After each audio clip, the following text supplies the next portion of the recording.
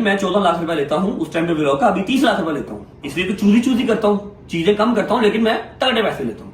ठीक है, तो अब उस भाईजान ने मुझे नोटिस भेज दिया कि इन्होंने मुझे कहा कि व्लॉग में मैं 18 लाख लेता हूँ, 14 लाख लेता हूँ। ठीक है, और वकील साहब ने नोटिस भेज दिया। अब वो डिमांड कर रहे हैं करीब करो 50 लाख रुपए की। 50 लाख रुपए दें, हालांकि 12-13 लाख रुपए का इन्होंने कपड़ा बनवाया था, फिर प्रिंटिंग करवाई। उस टाइम पे वो थोड़ा काफी वो डिसअपॉइंट भी हुए थे, इमोशनल हो गए कि मैंने सारे पैकेट छपवा लिए हैं, सब पे स्टिकर लगवा दिया। मैं कहा मेरे से पूछ के आपने नहीं करवाया। ठीक है, ऐसा आप कर ही नहीं सकते। आप मेरा ब्रांड कैसे यूज कर सकते हैं? जो मैंने चीजें भी खुद लॉन्च नहीं की वो आपको मैं कैसे दे दूं? जो मेरा अगला प्लान है वो आपको मैं कैसे दे दूं? नहीं दे सकता। ठीक है, तो अभी ये नोटिस आ गया है और फिलहाल तो नोटिस ही है, अल्लाह खैर करेगा, कोई बात नहीं।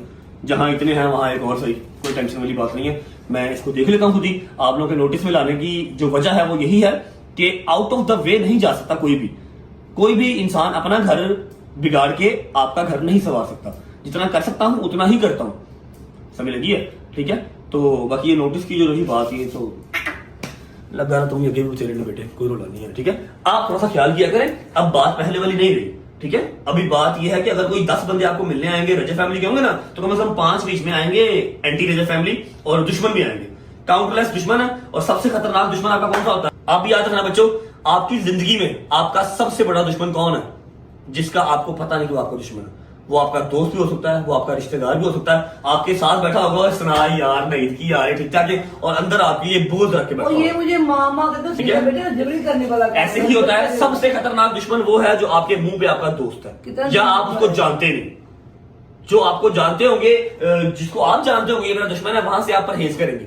जिसका आपको पता नहीं कि ये मेरा दुश्मन है, ये मेरा नुकसान कर सकता है, उससे आप परहेज नहीं करेंगे और आप मारे जाएंगे। और जबरी कसम से मैंने कभी इसको ये नहीं कहा था कि मैं करवा दूंगा बेटे, ये उसका काम है, वो बताएगा। उसने हमने किया भी, मैंने सलमान से कहकर स्टोरी भी लगवा दी अपनी आईडी से, अपने पेज से। अगर मैं एक स्टोरी भी लगा देता तो वो मेरा क्लोथिंग ब्रांड लॉन्च हो जाता।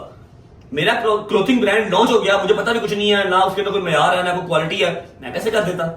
ठीक है, तो बस उन भाई ने जो है वो मेरे ऊपर केस करवा दिया। ये भी काम मुझे याद है कि नहीं मम्मा मैं ना ये तब तक नहीं रहूं जब तक मुझे भाई कहेंगे नहीं। मैं तूने तस्वीर लगाई ये ठीक नहीं किया, उसको पूछ रहे थे मानी मेरे थोड़े से बनाए हैं। आपको इन मामलात का वैसे भी नहीं पता खाला। आप थोड़ी सी रिक्वेस्ट है मेरी कि आप नेकी करें, कोई बात नहीं, मैं जहां जहां आपका साथ दे सकता हूं मैं देता भी हूं, लेकिन उतनी ही करें जितनी की जो है ना वो जिंदगी बरकरार रहे। दुनिया छुरे हाथ में लेके बैठी हुई है, मैं तो बसा ही नहीं खाता। आप फिर भी जब मैं घर आता हूँ तो 8-10 बंदे आपने घर उठाया होते हैं, कोई माँ जी बैठी नहीं है, कोई अंकल बैठा है, कोई आंटी बैठी है।